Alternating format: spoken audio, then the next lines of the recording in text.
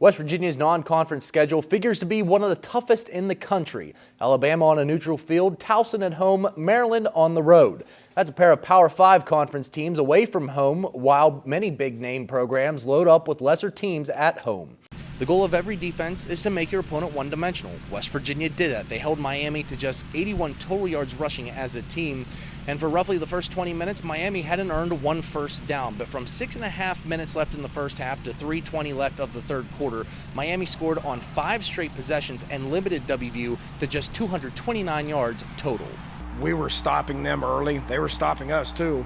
That's right, Joe. March Madness shall continue for West Virginia as the Mountaineers survive and advance 68-62 over Buffalo. And really, it wasn't even that safe in the final 10 minutes of the game. UB used an 18-7 run to tie it up at 62 with under 3 minutes left in the game. But Tariq Phillips' 3-ball at the 28-second mark ultimately sealed the fate for the Mountaineers. And really, Phillip wasn't even supposed to be the guy who makes that shot. David took out a stone and he slung it, and he struck the Philistine on his forehead, and he fell on his face to the ground.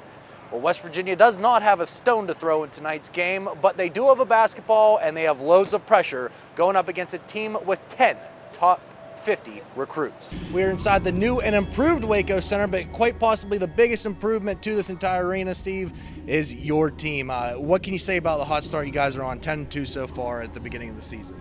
We're playing well. On Wednesday afternoon, the Miami Hurricanes and the West Virginia Mountaineers will renew their rivalry that they laid the foundation for in their Big East playing days. But today, both teams set aside their differences to take up arms with kids fighting terminal illnesses at the Give the Kids the World Village. A nonprofit resort in Central Florida, Give the Kids the World Village allows children from all over the world who suffer from a life-threatening illness and their families to spend a week at their headquarters, provide them with tickets to theme parks, and serve them meals, all free of cost. For their 30th anniversary, the village welcomed Mountaineers and Hurricanes as a treat to those attending. We try to give them the most magical, special things possible, and to have players come in, show determination, show that you can do whatever you set your mind to do. It's really inspiring for our kids. West Virginia University Athletics frequents local hospitals for those in need. Today they offered 2 hours from their busy bowl prep to inspire a village.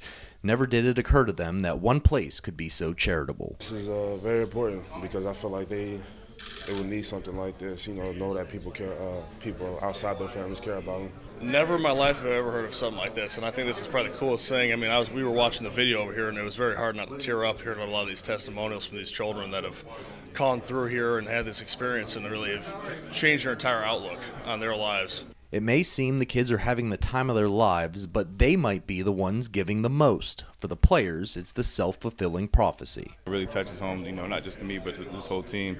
And, just be able to see the smile that we'll be able to put on these kids' face. And, knowing that, we made a difference, and, we may have made a difference in their day-to-day. We're more grateful with this opportunity and this experience than any of them will ever be. And just be able to give back to someone that, is kind of getting the short end of the stick at a very young age. It's really humbling, and it's very important to us. Though foes by virtue, there are some things in life that are more important than the game.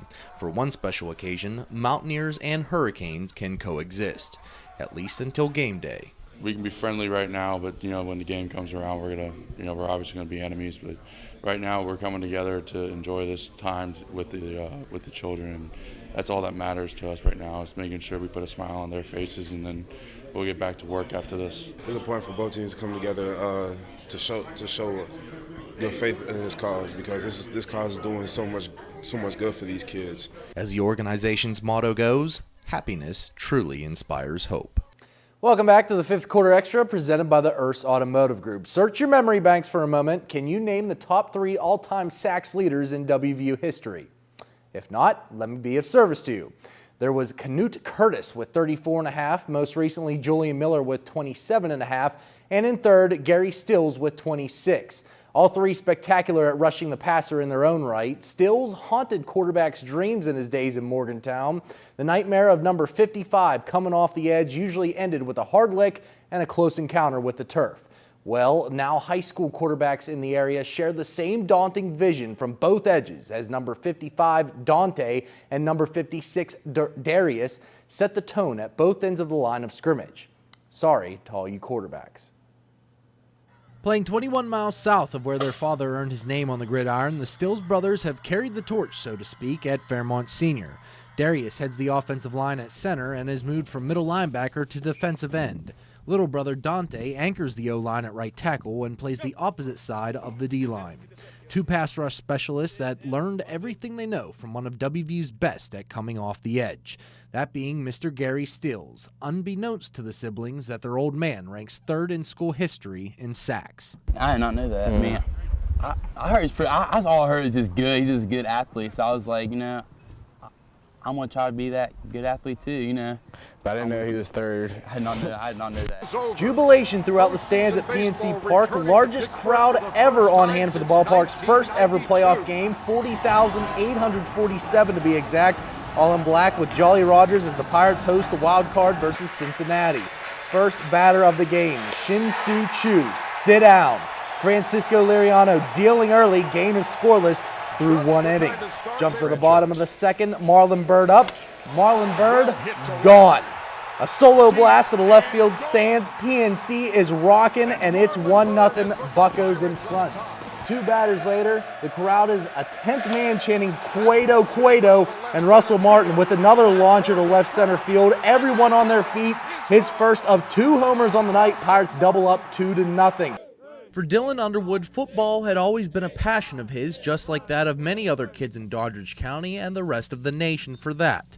He's taken the gridiron from second grade in Pee-wees up to present day in varsity. The only difference between he and the rest of the kids on the field, well, you can see for yourself, he was born with just one arm. But that hasn't hindered him from playing or even starting at defensive end for the Bulldogs. He's just like anyone else on the team. I mean, he's earned his spot. He's a great athlete. He's on the school record 4x1 team. He's really fast, and this year he's playing defensive end. He's worked real hard to learn the position, and it's came up big for us. I was born like this, so I never had 2 hands and then went back to 1. So I always felt as if I was just a part of everyday society. And even at times I'll think about it at night that I don't really see other kids with 1 hand. This final play is what culminated WVU's first Big 12 loss and closed its back-to-back games against the top 2 teams in the nation. Though, again, nearly everything about this road game was uncharacteristic. Oklahoma entered averaging the second-best percentage in 3-point field goals and had made nearly 48% of its total shots. WVU actually shot better at both on this day, while OU turned in season lows in both categories. Containing All-American Buddy Hield was a fine start, but trouble at keeping the Sooners off the offensive glass proved pivotal when it mattered most. Well, obviously, the best way to keep him from scoring is not let him have the ball. The legacy started with Mavericks' grandfather, the late Ray Mansfield, who won 2 Super Bowls with the Pittsburgh Steelers in the 1970s. Uncles Ron and Craig also starred in the NFL. Ron Wolfley was a 4-time Pro Bowler on special teams with the Cardinals. Craig Wolfley was a standout offensive lineman for Pittsburgh in the 1980s.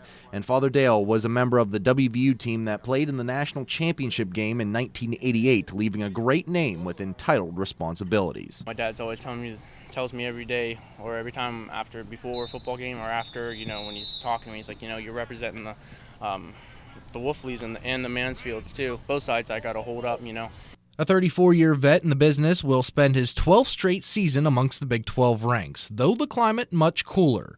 Joe Wickline has served at Oklahoma State and Texas as the offensive line coach, with coordinating duties the previous 2 years at his latest stop. Wickline joins Dana Holgerson's staff, having served a single season with the 5-year head coach at OSU in 2010, where the two assembled the 3-back shotgun formation.